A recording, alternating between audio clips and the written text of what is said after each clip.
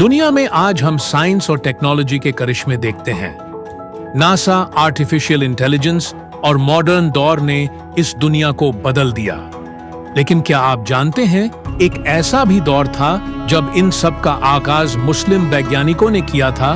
जब दुनिया अंधेरे में थी, तब इस्लाम के नाम पर मशाल लेकर इल्म का रास्ता रोशन करने वाले उठे थे। ये कहानी है 8वीं सदी से 13वीं सदी के उस वक्त की, जिसे हम इस्लामिक गोल्डन एज कहते हैं, जब बगदाद, कायरो और कॉर्डोबा जैसे शहर दुनिया के इल्म के मरकज थे।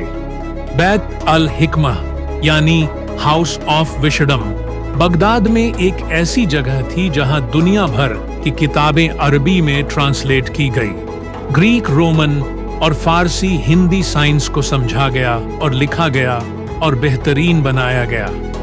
इब्ने सीना मेडिसिन का बाप इब्ने सीना, जिसे पश्चिम में अवेसेना कहा जाता है, एक ऐसा नाम है जिसे चिकित्सा विज्ञान का जनक माना जाता है।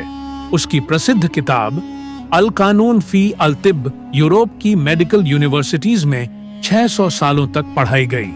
इब्ने सीना ने पहली बार यह समझाया कि बीमारी का कारण केवल बाहरी असर नहीं, बल्कि शरीर के अंदर का असंतुलन भी हो सकता है। अल ख्वारिज्मी अलजेब्रा के बाप। आज हम स्कूलों में अलजेब्रा पढ़ते हैं, लेकिन क्या आप जानते हैं कि अलजेब्रा का आविष्कार करने वाला भी एक मुस्लिम वैज्ञानिक था? मोहम्मद इब्ने मूसा अल ख्वारिज्मी ने अलजबर का कॉन्सेप्ट दिया, जहां से अलजेब्रा शब्द निकला। इसी शख्स ने एल्गोरिदम का विचार दिया, जिस पर आज की पूरी कंप्यूटर साइंस टिकी है। सोचिए, आज का एआई और कोडिंग की बुनियाद एक मुस्लिम साइंटिस्ट ने रखी थी। इब्ने अल हैथम, ऑप्टिक्स का जनक इब्ने अल हैथम ने प्रकाश और दृष्टि के बारे में ऐसी थ्योरीज दी जो आधुनिक ऑप्टिक्स की नींव बन गईं। उसने सबसे पहले वैज्ञानिक पद्धति, साइंटिफिक मेथड का प्रयोग किया, यानी हाइपोथेसिस, प्रयोग और परिणाम।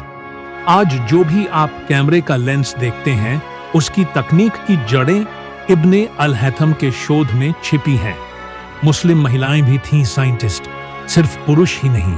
उस दौर में मुस्लिम महिलाएं भी विज्ञान के क्षेत्र में आगे थीं। फातिमा अल फिहरी ने दुनिया की पहली यूनिवर्सिटी अल खरवयहीन यूनिवर्सिटी की स्थापना की, जहां से कई ज्ञानों की शुरुआत हुई। यूरोप ने इस्लाम से सीखा। जब यूरोप अंधकार में था, जिसे डार्क एजेस कहा जाता है, उस वक्त मुस्लिम वैज्ञानिक ज्ञान की किताबें लिख रहे थे। यूरोप ने इन किताबों को अरबी से लैटिन में अनुवाद किया और वहीं से रेनेसांस यानी यूरोप का नवजागरण शुरू हुआ। यह सच है, इस्लामिक गोल्डन एज के बिना यूरोप का पुनर्जागरण कभी नहीं हो सकता था। लेकिन फिर यह रोशनी धीरे धीरे मंद पड़ने लगी। लगभग 13वीं सदी के बाद विज्ञान की जगह राजनीति, जंगों और सत्ता की होड़ शुरू हो गई। मुस्लिम दुनिया में ज्ञान का चिराग धीरे धीरे बुझता चला गया। आज हम फिर से उस दौर को याद करते हैं। नफरत के इस जमाने में हम उन लोगों को याद करते हैं जो इल्म की रोशनी लेकर चले थे।